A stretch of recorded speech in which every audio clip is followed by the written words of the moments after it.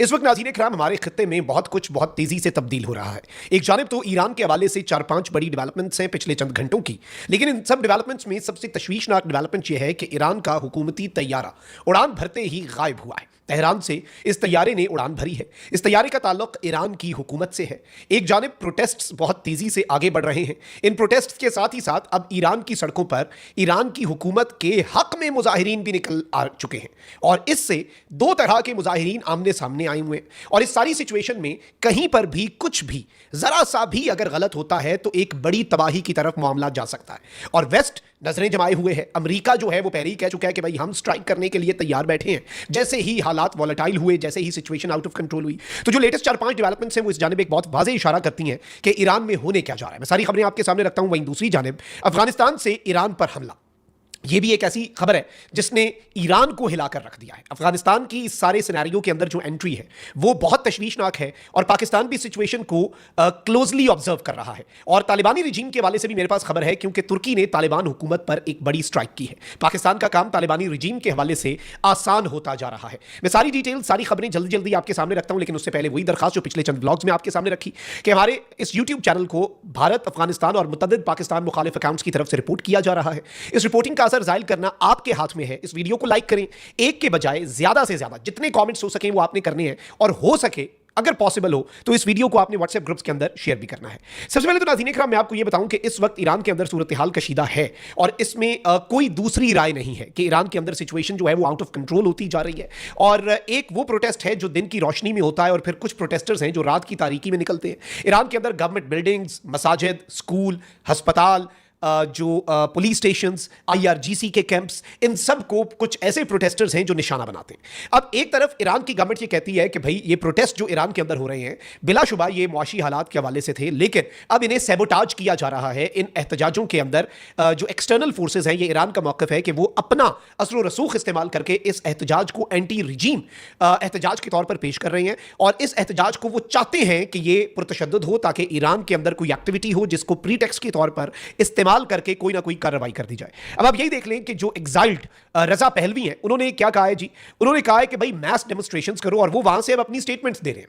और इसके साथ साथ इसराइल इज़हार यकजहती कर रहा है। मार्को रूबियो ने आज एक मरतबा फिर ईरान के अवाम के साथ इज़हार यकजहती कर दिया। तो अब ये जो रजा पहलवी है जो कि ऑब्वियसली शाह ईरान का आपको पता है जो भी इनका मामला था, इनकलाब ईरान आया and they had to leave the country.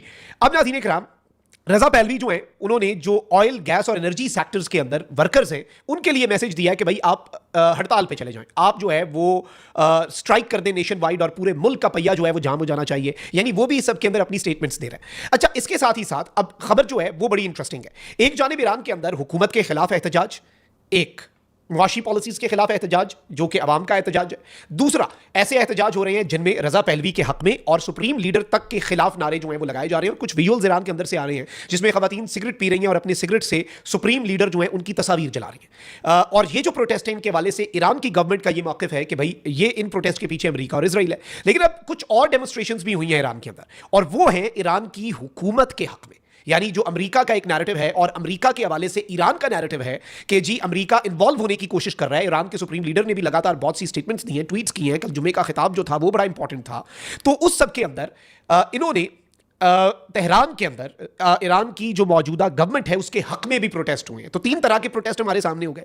एक वो प्रोटेस्ट जिनके हवाले से ईरान ये कहता है कि जी ये अमेरिका और इसराइल करवा रहा है, लेकिन वेस्ट ये कहता है कि ये इस रिजीम के खिलाफ एहतजाज है। एक वो, दूसरे एहतजाज वो जो अब इस हुकूमत के हक में हो रहे हैं और इन प्रोटेस्टर्स के खिलाफ एक तरह से हो रहे हैं तो लोग वो भी निकल रहे हैं। तीसरे वो प्रोटेस्ट हैं जहां से ये कहानी शुरू हुई थी जो कि मुआशी हालात और ऑब्वियसली महंगाई होती है, अवाम तंग होती है, किस मुल्क में नहीं है। तो उस तीसरे एहतजाज को अब पीछे छोड़ के इस वक्त 2 साइड्स जो हैं वो आमने सामने आ चुकी हुई हैं। एक तो ये डेवलपमेंट है। वहीं दूसरी जानिब द टेलीग्राफ, आपको पता है कि बरतानवी जरीदा है, उसने ये रिपोर्ट किया है कि ईरान ने अपनी आर्म फोर्सेस को हाईएस्ट अलर्ट लेवल पर जाने का हुक्म दे दिया है।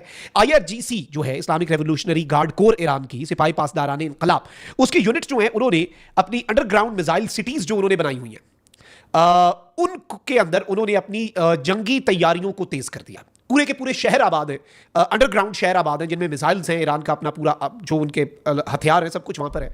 और कहा यह जा रहा है कि ईरान ने जो अपनी जंगी तैयारियां अब की हैं, ये पिछली 12 रोजा जंग जो ईरान और इसराइल के दरमियान थी उस जंग के अंदर इस तरह की तैयारियां नहीं थीं और सिचुएशन फ्लूइड है। टेंशंस जो है they are rapidly increasing.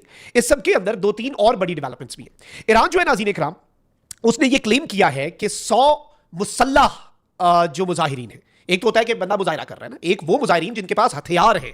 Iran ने एक वीडियो जारी किया और ईरान ने ये क्लेम किया है कि भाई हमने तेहरान से और जो अबादान शहर है वहां से 100 मुसल्लह हथियारों वाले मुजाहिरीन जो हैं वो गिरफ्तार कर लिए। और इसके साथ ही साथ एक सेल जो है उसके ऊपर छापा मारा है ईरान की फौज और पुलिस और इंटेलिजेंस एजेंसीज ने, जिसमें बताया यह जा रहा है कि 10 अफगान और 6 भारतीय शहरी, खैर भारतीय शहरियों के वाले से तो ईरान को पिछली जंग में पता चल गया था कि भारतीय शहरी ईरान की सरजमीन पर आकर सिर्फ पाकिस्तान के खिलाफ बलूचिस्तान को सैबोटाज नहीं कर रहे, वो 2 काम कर रहे हैं। वो एक बंदा 2 नौकरियां कर रहा है, वो ईरान के खिलाफ भी इंटेलिजेंस जिसे बेचनी होती है उसे बेच रहा है। अब लेकिन अफगान शहरियों की इसमें हुई है एंट्री, तो आप ये कह सकते हैं कि अफगानिस्तान की साइड से भी ईरान जो है उसके ऊपर स्ट्राइक किया। ये 10 अफगान और 6 इंडियन नेशनल्स और उनके साथ उनके ईरानियन सहूलतकार जो हैं उनके ऊपर इन्होंने जो है यहां पर छापा मारा है। और अथॉरिटीज का ये क्लेम है कि ये बेसिकली जो डिस्ट्रक्शन हुई है अबादान खुजिस्तान शहर के अंदर, उस डिस्ट्रक्शन के पीछे ये दर हकीकत इसके मास्टरमाइंड थे, ये पीछे से इस चीज को ऑपरेट कर रहे थे, पीछे से ये इस चीज को लेकर चल रहे थे। ये कोई छोटी चीज नहीं है, ये एक बहुत बड़ी डेवलपमेंट है। इस डेवलपमेंट की इंपॉर्टेंस को आप समझे तो आपको अंदाजा होगा कि what is actually happening inside Iran. और एक बड़ी गेम है, और इसमें जारी बात है ये लोग किसके लिए काम कर रहे हैं। क्या ये 6 इंडियन और 10 अफगान जो हैं they are acting on their own, ये सबको पता है कि वो किसके लिए काम कर रहे होंगे या क्या उनका मकसद होगा, उनके पीछे कौन होगा, उन्हें पैसा कौन दे रहा है। अब मैं जो तुर्की से तालिबानी रजीम पर स्ट्राइक है उस पर आऊंगा, क्योंकि लेकिन उससे पहले मैं ये ईरान वाली सारी जो अभी तक की खबरें 8-10 खबरें मेरी कोशिश होती है एक व्लॉग में आपके सामने रखूं, क्योंकि डेवलपिंग स्टोरी है। खबर यह नाज़रीन इकराम, एक तो ईरान के फॉरेन मिनिस्टर जो हैं अब्बास अरागची, वो बैरूत जो हैं वहाँ पर थे और वहाँ से ही left for Tehran earlier then his schedule. और जो टॉक्स होनी थी आज के दिन सैटरडे की वो भी उन्होंने डिच करवाई और लेबनान से वो कल रात ही निकल पड़े थे। यानी इस वक्त कोई ना कोई हलचल हो रही है। फिर ईरान की गवर्नमेंट का एक प्लेन जो है वो तेहरान से डिपार्ट करता है, फ्लाइट रेडार जो है, और ऑनलाइन ये डाटा अवेलेबल है।